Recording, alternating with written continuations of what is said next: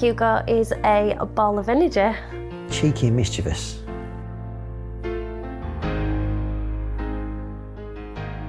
In October last year, He didn't want to be put down, he just wanted to be picked up, and thought it was a case of gastroenteritis. we took him to the doctors again and they sent us straight back to hospital. And then we had an ultrasound. She said he's got a large tumour across his tummy. When the rain is blowing in your face. Panic just sets in. We went from what we thought was going to be his appendix out that morning. By that night we're on an oncology ward and staying, and that's where we were. In a world totally alien to us.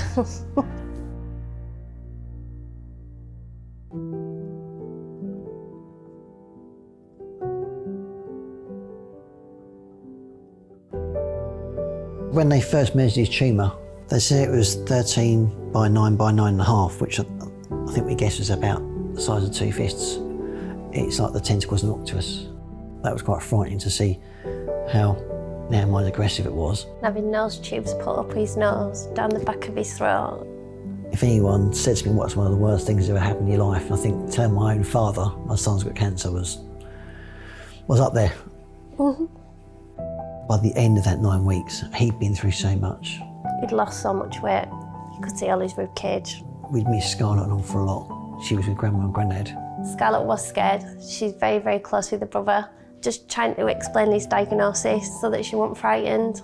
She missed us. She just missed the family home.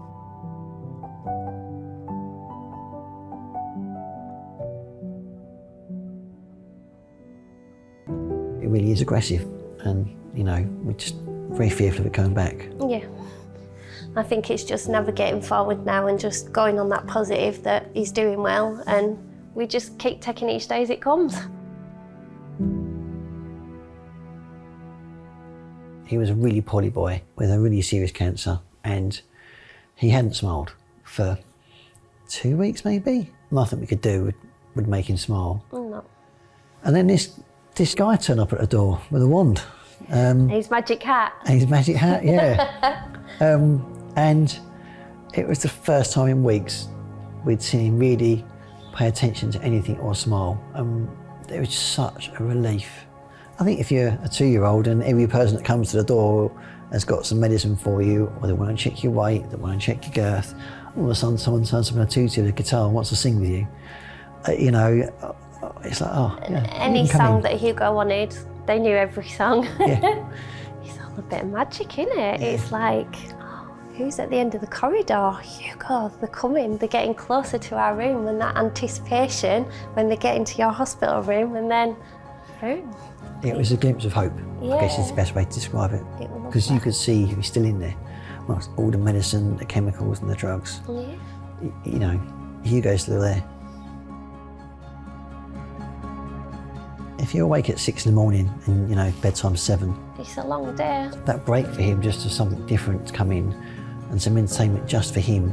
And they're just stepping out of that bubble where they are poorly and just being normal and just enjoying themselves with that little bit of entertainment.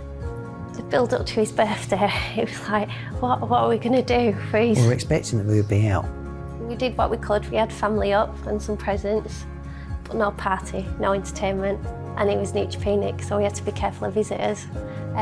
So Spread a Smile, they organised a virtual birthday party with their entertainers. Really special. They put a lot of thought into it being about him. It was really nice that it wasn't just help for Hugo, but it was for Scarlett as well and the whole family. There's siblings involved as part of this journey, so whereas Hugo got a box, I was like, Scarlett, you've got a box too. She's like, what? I went, yeah, this is for you as well. The Spread a Smile experience continues beyond the journey, where they can go out and they can integrate and actually meet other children as well that are, you know, different kinds of cancers, but they're all in the same bubble in terms of what's going on. We don't feel isolated, and Hugo sees, okay, there's other children with no hair on their heads, and it just makes it feel a bit more normal for them that they're not in it alone, and there's other children that just been as brave as Hugo and Scarlett. No parent should have to watch their kid go through chemotherapy or radiotherapy or immunotherapy or 7 hours of surgery. You know, just to get them smiling it's just a big relief. It makes your shoulders drop. They've just given us that hope. Just by making him smile, it's given us hope. They look beyond the sickness of the child, and they're there just to cheer him up. And they do such a lovely job. Yeah. They're honestly amazing.